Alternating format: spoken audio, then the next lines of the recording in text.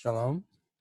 We begin Daf Mem Amud Beis at the very beginning, at least at the second line, where the Gemara is in the middle of a conversation about two people who eat together. Can they have a zimun?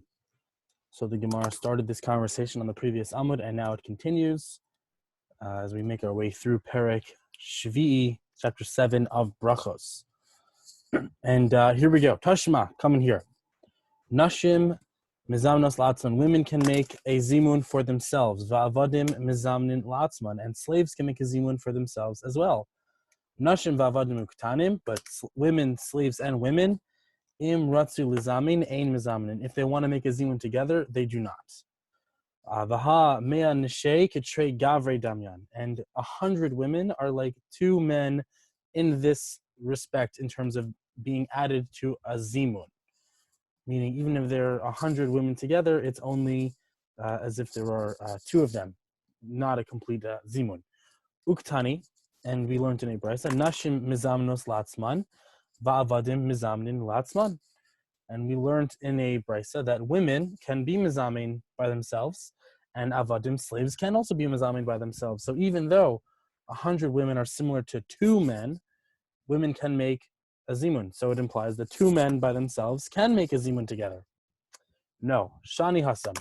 That case is different. Why? De'ika deos, because there are deos. Literally, deos is minds. There are minds there, or a little bit hard to understand how that word is being used, but das obviously is knowledge. But the point is that there are a certain number of people. And as long as there are at least three women, as long as they have three bodies of people together, they can make a zimun. But only two men are not sufficient deos, so not sufficient people, bodies, minds, joining together for a zimun. Therefore, that case is different, cannot use it as a proof that two men can make a zimun together. So, ihachi, if that's true, ema seifa, say the ending of that braysa, which is, nashim va'avadim, women and slaves, im ratu lizamin, ein mizamnin. If they want to make a zimun together, they cannot. Amailo, why not? Deos. There are deos. There are enough people there. There are literally more than three people. If two women and one slave, two slaves, one woman want to make a zimun, why can't they make a zimun together? Shani Hasam, that case is also different. Nishum pritzusa, because of pritzus, because of immorality. We don't want the slaves and the women to come together and to make a zimun together, and therefore they are not included. They are not counted to make a zimun. So tistayim de Rav. So let's say like it's like Rav de Amar, who said im ratu lizamin ein mizamnin, that if they want to make a zimun, they cannot. De Amar Rav Dimi bar Yosef Amar Rav, as Rav Dimi bar Yosef said in the name of Rav, shloshesh achlu ka'achas v'yotza achad mehem lashuk. If three people ate together and one of them went to the shuk, went out to the marketplace, korin lo umizamnin alav, they can call out to him and be mizamin with him. They can make a zimun together. So ta'ama de korano. The reason is that they called him. Halo, korano lo. But if they did not call him, they could not make a zimun with the meaning. No, you cannot make a zimun with only two people. If there were three, one got up and left. No, you need to call him back in order to make a zimun. No, that's not a proof either. For that people cannot make a zimun. Shani Hasam, that's different. The akvu lahu bechova meikara, because they already established a zimun or the obligation of making a 3-person zimun from the very beginning. Ella, rather, what tistayim? The Rav Yochanan who? Let's establish that it's Rav Yochanan. The Amar, the Rav Yochanan said, im ratzu lizamin ein mizamnin, that he said if they want to make a zimun, they cannot make a zimun. The Amar Rabba bar Barchana, that Amar Rav Yochanan, because Rabba bar Barchana said in the name of Rav Yochanan, Shnayim shachlu ka'achas, two people who ate together, Echad mehen yotze bebirchas chavera. Then one of them is included with the bracha of his friend, v'havinan ba. And we asked on this halacha, my kamashmal, and what did this teach us? Tanina, because we already learned in another braysa, shmav lo ana yotza. If someone heard a blessing and did not respond, yotza, then he's yotze. V'amar Rabbi Zera, and Rabbi Zera said, Lomar, it teaches us she'ein birkas hamazon b'neihem, that they do not make any birkas hamazon or zimun together. Tistayim.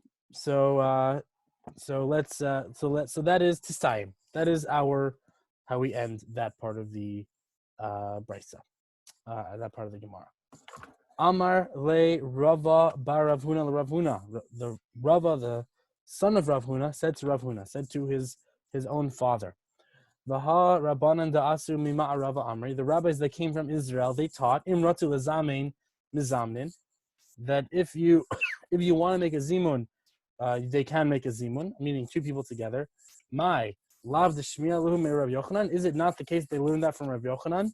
So previously, we said that we learn it from not Rav Yochanan, but here maybe it seems that they did learn it from Rav Yochanan. Why? Because Rav Yochanan was the main rabbi in Israel, so it must be that the rabbis who came from Israel learned it from Rav Yochanan. No, not necessarily the case. Why? D'shmiyalahu me Rav. They might have heard it from Rav Mikamei Dinachis LeBavel before he went to Bavel. So there were a couple of halachos in that piece of the Gemara. Let's quickly go through them. First of all, Koha Shomea Bracha Minha Brachos Mitchila Vad Sofa. Whoever hears any bracha from any of the brachos that we know about from the beginning until its end, Viniskavin Letseis Ba Yidecha Vaso, and he wants to fulfill his obligation through this bracha that he heard, Yatza. He is Yotze. Va'afal Pi Shelo Ana Amen. Amen. Even if he did not say Amen after the bracha, he fulfilled his obligation. But however, v'chol ha'ona amen achar ha'mevarech, anybody who says amen after the person making the bracha, harei zeh kimevarech. This is it's as if he himself made the bracha. So amen is obviously more important and better in that case. Next halacha, shlosha she'achlu. If three people ate together, v'yatza echad mehem lashuk, and one got up and went to the marketplace, koren lo, they call him, kedei sheyechavin lishmoa in order that he can hear what they're saying, umizamnin alav, and they can make a zimun with him. And he's in the shuk, and altogether they fulfill their obligation. So even if he got up and left the table, as long as he's within earshot, it's acceptable, and it's fine for them to make a zimun together. Finally, shnayim she'achlu ke'achad. If two people ate, that is going to come up in the next piece. Okay. Gufa. Back to the original part of the Gemara. Amar Rav Dimi Bar Yosef Amar Rav. Rav Dimi said in the name of Rav, if three people were eating together and one got up and goes to the marketplace, they can call to him and they can make a zimun with him. Amar Abaya, and Abaya says, that's only if they can call to him and he can respond, meaning he is within earshot. Amar Marzutra says, that only applies to three people. Aval ba'asara ad denaise. But if there are 10 people, meaning 10 or more, then they have to wait till he comes back. So, question. Maskifla Ravashi. Ravashi raised a contradiction or a challenge. Adarabba. It's the other way around. Ibcha mistavra. The other way of framing this would be more logical. The other way meaning what? Meaning that if there are 10 or more, it makes sense that you could call one person who has left the table to join in your zimun. But with only 3 and one leaves, it makes less sense. There, you should have to wait till he comes back to the table. Tisha, Niran Ka'asara, 9 people sitting together looks like 10 people. Shnayim ein Niran Kishlosha, but 2 people do not look like 3 people. From 2 to 3, it's a 50% difference. And from 9 to 10, it's only about an 11% difference. It's a much bigger difference with 2 people. So why is it that you're allowed to call to a third person outside with 3 or 2 to 3, but not from 9 to 10? So the Gemara doesn't really answer this question. It just says, Hilkhos like Marzutra. The halacha is like Marzutra. And it kind of sort of leaves it at that. That the halacha is plain and simple, is that you can call a third person if he's outside the room, but not to a 10th person. My time, what's the reason? Kivan debae la'ad kureshim shemayim. Since the 10 people have to mention God's name in Baruch Elokeinu she'achalnu mishalov tuvachayinu, that's their zimun, whereas only 3 people is Baruch she'achalnu mishalov, no mention of Elokeinu in there. But Sir me'asara lav orech ara, then it's not proper, it's not good, lav orech ara, it's not derech eretz, that there should be less than 10. In Yiddish terms, it's pasnished. It's not appropriate that they should be less than 10 at the table when they're saying God's name. Amar Abaye says, Naktinin, we have a teaching, a tradition, Shnayim shachlu ka'achas mitzvah lechalik. That if two people are eating together, it is a mitzvah for them to separate and each bench on their own. Tanya nami hachi. We have a brisa that teaches the same thing. Shnayim shachlu ka'achas mitzvah lechalik. If two are eating together, it's a mitzvah to separate. Bamed dvar mamurim. What is this referring to? Kisha shneim sofrim. If they're both educated scribes, if they both know how to bench. Aval echad sofer vechad bur. If one is an educated person and one does not know how to bench, sofer mevarach uvor yotze. Then the sofer should make the bracha, and the bur fulfills his obligation, as the Rambam says. Shnayim she'achlu ke'echad kol echad ve'echad mevarach latzma. If two people are eating together, both of them should make the bracha, the benching, on their own. If one of them knows the bracha, the other does not know the bracha, the one that knows should make the bracha in a loud voice, and the second person should answer amen. After every single bracha, and that's how he will fulfill his obligation, just like it says in the Gemara. Amar Rava says, Ha milsa amrisa anan. The following idea was said by me, myself. I said that idea, Ve'itzmara mishmeid Rav Zera Kavasi. And we found independently that it was said also in the name of Rabbi Zera. Shlosha sha'achla ka'achas. If three people are reading together, echad mafsik l'shnayim, then one person has to interrupt for two of them. Ve'ein shnayim mafsikin le'echad. And two do not have to interrupt for the other. So what does that mean? If three people are reading together and two are finished and ready to bench, then they can force the third person to stop eating and join them. But if one person is finished and two are still eating, that one person cannot force the other two to stop to make a zimun with him. And that's really not true. We have a story, the Rav Papa. We have a story about Rav Papa. Afsik Leila Abba Bar Mari, Yehuvachad. He stopped by, he interrupted himself for Abba Bar Mari with himself and his son. Him, meaning Rav Papa and his own son, or the son of Abba Mari, not so clear. Two people stopped for one person with the story of Rav Papa. So, no, the Gemara answers you cannot learn from this. Why Shani Rav Papa? Rav Papa was different. Because he did the Fnim Mishra Sadin. He went beyond the standard of law, and he took on himself to be extra righteous in this matter. Yehuda Bar Marimar, one person. Umar Baravashi, second person. Rav Acha Midifti, and a third person. These three Amoraim. Karacha Rifta Bahade Hadade. They broke bread together. They were eating a meal together. There was not one of the three people was better than the other two. So there was really no person who felt that he should be the one to lead the Zimun. And remember, in that time, leading the Zimun meant you didn't only say Baruch Shechanu Yishlov Tochayinu, but you also said the entire text of the benching, one benching for everybody. So, Haditnan, that which we learn in Brisa, Shlosha Shachuk Achas Chayv Mazamri, the three that ate together have to make a Zimun. Hani Mili, this is referring to Hecha Deika Adam Gadol, where there is one clearly superior person, one Adam Gadol, one big person. Aval Hecha Dichi Hadadininu, but in a case where they're all more or less at the same level, not one is really greater than the others, Chiluk Brachas Adif, it's better that they should say the brachos separately. Brich Enish Lenafshe, every person should say the bracha by himself. Asulakame Maremar, so they came to Maremar, and Maremar was the father of this Rav Yehuda, who was Rav Yehuda, or Yehuda Bar Maremar, Yehuda the son of Maremar. So they came to his father, Amar Lahu, and he told them, Yedei bracha yitzasam, you fulfilled the bracha of benching.